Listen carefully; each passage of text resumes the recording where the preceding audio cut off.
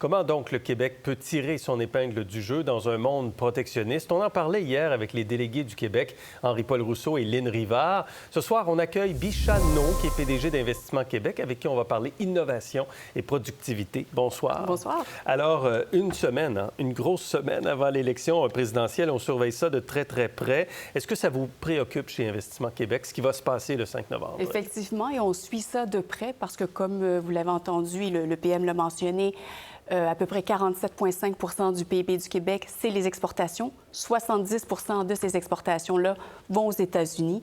Et d'ailleurs, vous avez mentionné Henri-Paul Rousseau et Lynne Rivard. La semaine dernière, j'étais justement avec les délégués du Québec à l'étranger au Canada, avec plusieurs entreprises exportatrices et également nos équipes d'Investissement Québec International.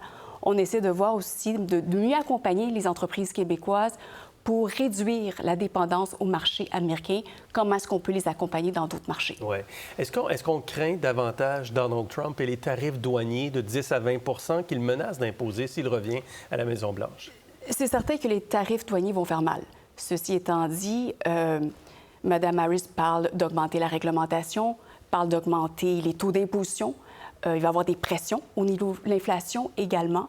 Donc, tout ça a un impact aussi pour nos entreprises québécoises.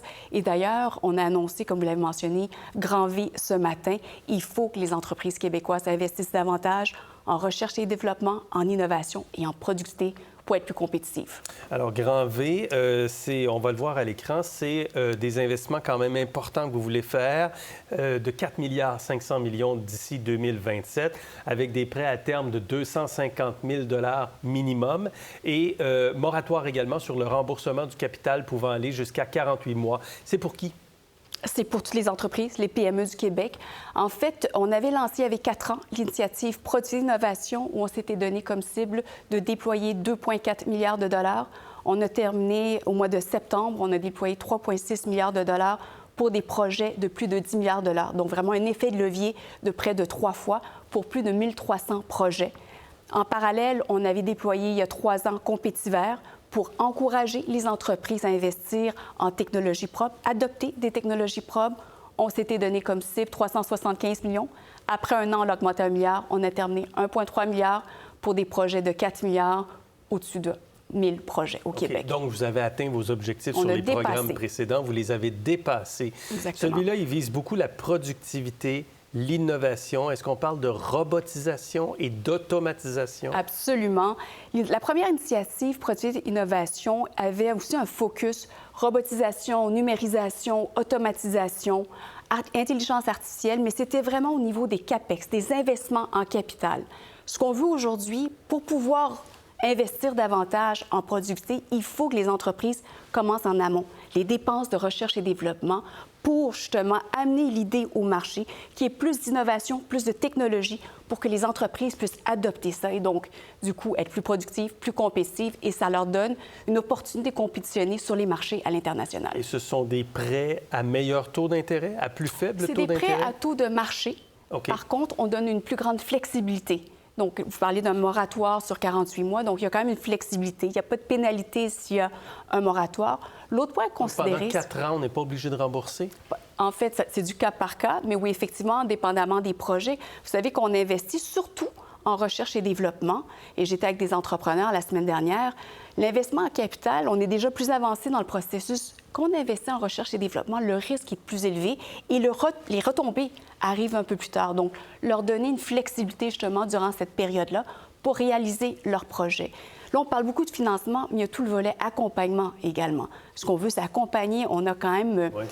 une centaine d'ingénieurs, de techniciens qui accompagnent les entreprises dans leurs projets également.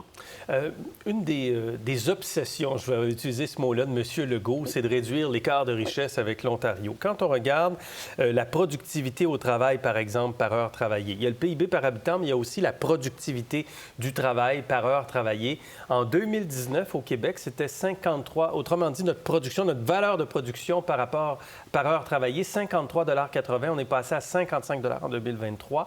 En Ontario, on est passé de 57,50 $ à 56,70 $ sur 5 ans, sur 4 ans. Donc, l'écart, l'Ontario baisse un peu, le Québec monte un peu, et donc l'écart se réduit avec l'Ontario? Absolument. L'écart, vous avez montré en termes de dollars travaillés. Moi, si je parle d'écart en termes de dollars par heure travaillée, on avait un écart en 2017 de 4,60. Aujourd'hui, on est à 1,70.